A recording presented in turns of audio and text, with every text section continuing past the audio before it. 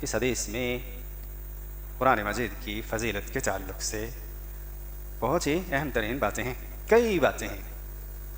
پہلی بات کہ اللہ کے گھروں میں سے کسی گھر میں اللہ کے کلام کی تلاوت کرتے ہیں اور تکرار کرتے ہیں، سمجھتے ہیں، سمجھاتے ہیں۔ پہلی بات یہ اللہ کے کلام کو سمجھنے اور سمجھانے کی اصل جگہ مساجد ہے۔ سمجھنے اور سمجھانے کے لیے اہم ترین جگہوں میں سے مسجد ہے، مدرسہ بھی ہے، لیکن اہم ترین جگہوں میں سے ایک جگہ مسجد بھی ہے۔ مگر ایسا سماج میں ہوتا نہیں ہے، قرآن کا کوئی درس نہیں ہوتا ہے، سمجھنے سمجھانے کی بات نہیں ہوتی ہے، حدیثیں تقریباً تو سنائی جاتی ہیں، مگر اللہ کی کتاب کا درس بہت کم مساجد میں ہوتا ہے۔ سماج میں، معاشرے میں، اپنے ضلع میں، اپنے گاؤں میں دیکھ لیجیے، مسجدوں میں قرآن کا درس نہیں ہوتا ہے۔ ہونا چاہیے، کیوں؟ نبی کریم صلی اللہ علیہ وسلم نے کیا فرمایا؟ پہلی بات کہ اللہ کے گھروں میں سے کسی گھر میں، یعنی اللہ کا گھر تو مساجد ہی ہے نا، کسی مسجد میں لوگ جمع ہوتے ہیں، قرآن کی تلاوت کرتے ہیں، تکرار کرتے ہیں، سمجھتے ہیں، سمجھاتے ہیں، ایک دوسرے کو سمجھاتے ہیں، ایک دوسرے سے سنتے ہیں، یا ایک آدمی سمجھاتا ہے دوسرا سمجھتا ہے۔ تو کہاں کرنا چاہیے ہم کو درس؟ سب سے پہلے مسجد میں ہونا ہی چاہیے۔ آج مدارس میں پڑھنے والے لوگوں کی تعداد کتنی ہے؟ بچوں کی، وہ بھی بچے پڑھنے جاتے ہیں، کچھ دنوں کے بعد کوئی چھوڑا، کوئی پڑھا، پھر آگے چل کر کے۔ اور اگر مسجد میں ہمیشہ درس ہوتا رہے قرآن میں، تو عمومی طور پر اکثر و بیشتر نمازیوں کو کم سے کم قرآن کے میننگ کے تعلق سے، تفسیر کے تعلق سے بہت سارا علم ہو جائے گا۔ اس لیے نبی صلی اللہ علیہ وسلم کی حدیث کی پہلی بات پر ہمیں عمل کرنا چاہیے، اور مساجد میں قرآن کا درس ہونا چاہیے، سمجھانا چاہیے، بتانا چاہیے۔ نمبر 2، نبی کریم صلی اللہ علیہ وسلم نے یہ فرمایا کہ جب ایسا کرتے ہیں تو ان کے اوپر اللہ کی سکینت نازل ہوتی ہے، اللہ کی رحمتیں نازل ہوتی ہے۔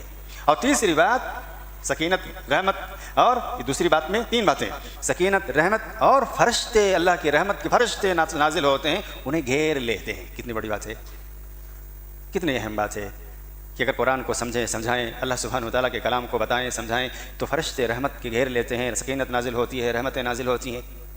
تو کتنی اہم ترین بات ہے، مگر ایسا ہوتا نہیں۔ اگر کہیں درس ہوتا بھی ہے تو لوگوں کو بیٹھنے کا ٹائم نہیں، یوں چوراہے پر جا کر، سڑکوں پہ جا کر، یوں جا کر پان چائے کی دکان پہ جا کر گھنٹوں بتا دیں گے، مگر اگر قرآن کا درس ہو رہا ہے، اللہ سبحانہ وتعالیٰ کے کلام کا درس ہوتا ہے، اس کے لیے ٹائم نہیں ہے۔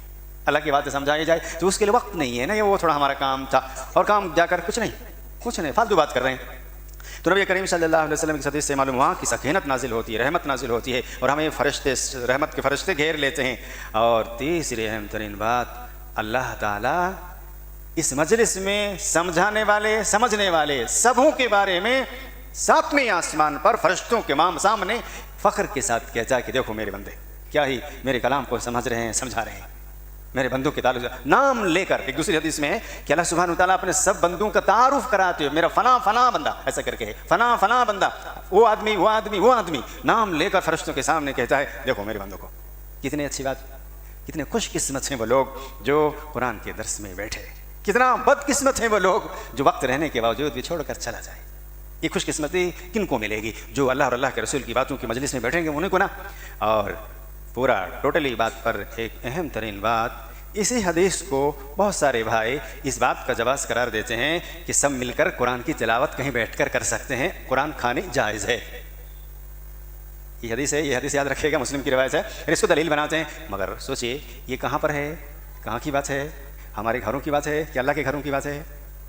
اللہ کے گھروں کی بات ہے، اللہ کے گھروں کی بات ہے۔ اس لیے پھر دوسری بات، قرآن کو پڑھتے ہیں اور سمجھاتے ہیں، مگر ایسا ہوتا ہے کہ قرآن خانے میں نہیں ہوتا، پڑھتے جا رہے ہیں لیکن کون سمجھ رہا ہے؟ بلکہ کوئی سن بھی نہیں رہا، ایک پڑھ رہا، دوسرا پڑھ رہا، تیسرا بھی پڑھ رہا، چوتھا بھی پڑھ رہا، کوئی کسی کی سنتا بھی نہیں۔ جبکہ اللہ نے کیا کہا؟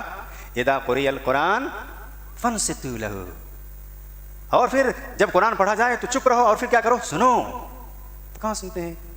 ایسا نہیں ہوتا ہے نا۔ تو اس لیے یہ بات کی یہ دلیل، یہ حدیث قرآن خوانی کر سکتے ہیں اس کے لیے دلیل نہیں، ایسا نہیں ہے، بلکہ قرآن سمجھنے اور سمجھانے کی بات ہے اس حدیث میں، اور اللہ کے گھروں میں سے گھر کی بات ہے، مسجدوں کی بات ہے خصوصاً، تو مسجد میں آ کر بیٹھ کر قرآن سننا چاہیے، سنانا چاہیے، سمجھنا چاہیے، سمجھانا چاہیے۔ یہ اور بات ہے، یہ بھی اچھی بات ہے کہ اگر کوئی حافظ حفظ کر رہا ہے اور کوئی حافظ سن رہا ہے تو بھی اچھی بات اس میں یہ شامل ہے کہ قرآن سن رہے ہیں، سنا رہے ہیں، یہ اچھی بات ہے۔